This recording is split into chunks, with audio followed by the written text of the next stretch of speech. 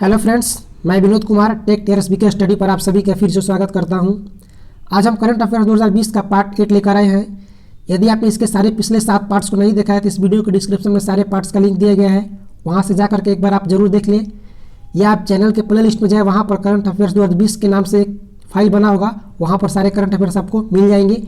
यदि आप आने वाले RRB NTPC group D, Bihar SI या बिहार SSC मेंस या DRDO MTS या BPSC PTN में से कोई भी एग्जाम देने वाले हैं, ये करंट अफेयर्स आपके लिए बहुत ही महत्वपूर्ण साबित होंगे। चलिए यहाँ पर हम इस वीडियो को शुरू करते हैं। यहाँ पर आपका पहला प्रश्न है, किस देश ने पहल परियोजना के लिए भागीदारी के माध्यम से भारत को $3 मिलियन की सहायता प्रदान करने की घोषणा की है? तो ये अमेरिका ने किया है। और ध्यान रखें, अमेरिका की राजधानी आपका वाशिंगटन DC और वहाँ की मुद्रा डॉलर है। अगला प्रश्न आपका है कि विश्व में हाइड्रोक्लोरोक्विनोन दवा का उत्पादन सबसे अधिक कौन सा देश करता है? सबसे नंबर 1 करने वाला तो भारत। चलिए अगला प्रश्न देखते हैं। अगला प्रश्न आपका है प्रश्न संख्या 3 कि किस देश में तुत्सी समुदाय के खिलाफ नरसंहार पर अंतर्राष्ट्रीय दिवस मनाया गया? तो रवांडा में। रवांडा की राजधानी अक्सर पूछे तो यह ध्यान रखें किगाली है। अगला प्रश्न आपका है कि भारतीय लघु उद्योग विकास बैंक यानी सिडबी की स्थापना कब हुआ था? तो 2 अप्रैल 1990 और इसका मुख्यालय ध्यान रखें कहाँ पर है? लखनऊ में। चलिए अगला प्रश्न देखते हैं। अगला प्रश्न संख्या 5 है कि जून 2020 में कौन सी कंपनी भारत की पहली $150 अरब के मूल्य की कंपनी बनी है? तो ध्यान रखें रिलायंस इंडस्ट्रीज। अगला प्रश्न है कि 107 ट्रिलियन डॉलर के साथ दुनिया का 10वां सबसे बड़ा स्टॉक एक्सचेंज कौन सा बना? तो ध्यान रखें बॉम्बे स्टॉक एक्सचेंज, जिसकी स्थापना 1875 में हुई थी। चलिए अगला प्रश्न देखते हैं। अगला प्रश्न आपका प्रश्न संख्या 7, 2019-20 में वित्तीय वर्ष में भारत में प्रत्यक्ष विदेशी निवेश का सबसे बड़ा स्रोत कौन सा देश रहा भारत के लिए? तो सिंगापुर। और राजधानी ध्यान रखें सिंगापुर की सिंगापुरी और मुद्रा डॉलर। अगला प्रश्न आपका है कि हाल ही में सुर्खियों में रही स्वामित्व योजना किस केंद्रीय मंत्रालय की नई पहल है? तो ये आपका पंचायती राज मंत्रालय की एक पहल है स्वामित्व योजना। चलिए अगला प्रश्न देखते हैं। यहाँ पर करंट अफेयर्स का सीरीज लाने का हमारा मकसद ये रहता है आपकी जो भी वैसे प्रश्न जो बहुत ही महत्वपूर्ण हो उनसे आपको अपडेट कराना। वैसे तो मार्केट में बहुत सारे अच्छे करंट के पत्रिका हैं, लेकिन वीडियो बनाने का मकसद यही रहता है कि यहाँ पर वैसे प्रश्न आपको दिया जाए जिससे बहुत ही ज़्यादा चांस है कि ये प्रश्न एग्जाम में आपके पूछा जाएगा। यहाँ पर आपका अगला प्रश्न संख्या 9 है कि हाल ही में किस भारतीय निजी क्षेत्र की बैंक ने व्हाट्सएप पर बैंकिंग सेवाओं को शुरुआत किया है? तो ये आपका ICICI बैंक है। इसकी स्थापना ध्यान रखें 1994 5 जनवरी 1994 और इसका मुख्यालय आपका जो है बड़ौदा गुजरात में पड़ता है। चलिए अगला प्रश्न देखते हैं। अगला प्रश्न आपका संख्या 10 कि किस राज्य ने यूनिसेफ के साथ मिलकर मो प्रतिभा कार्यक्रम की शुरुआत किया है? तो यहाँ पर आपका राइट आंसर होगा उड़ीसा। और ध्यान रखिए यूनिसेफ का मुख्यालय जो आपका है न्यूयॉर्क में है और इसका स्थापना जो हुआ है 1946 में हुआ है, ध्यान रखें।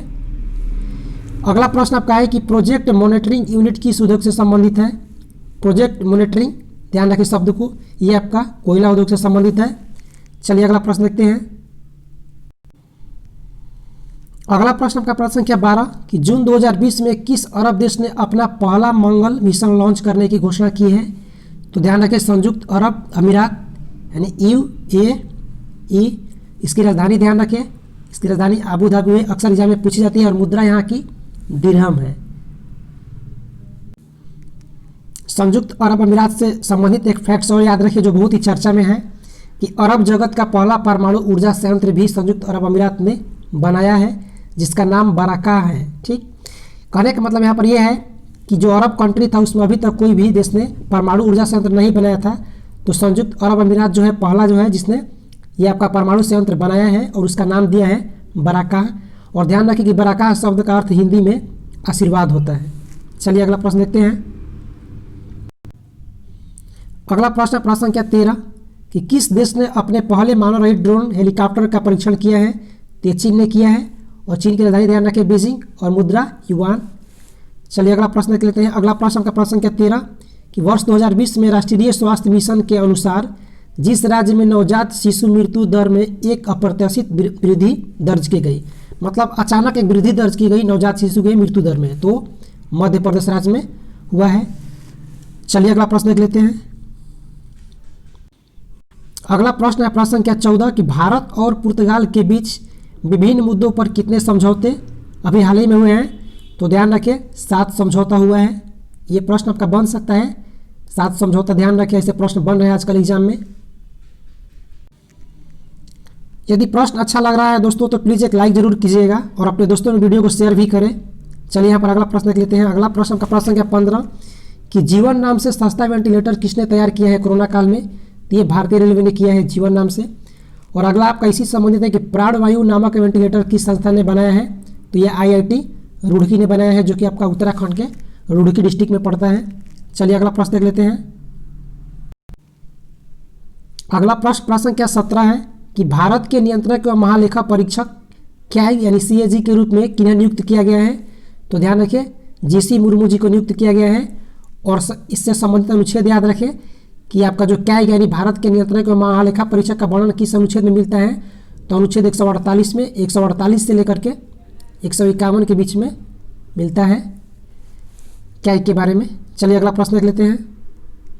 अगला प्रश्न आपका है प्रश्न संख्या 18 कि हाल ही में केरल की पहली महिला DGP किन्हें नियुक्त किया गया, तो R श्रीलेखा।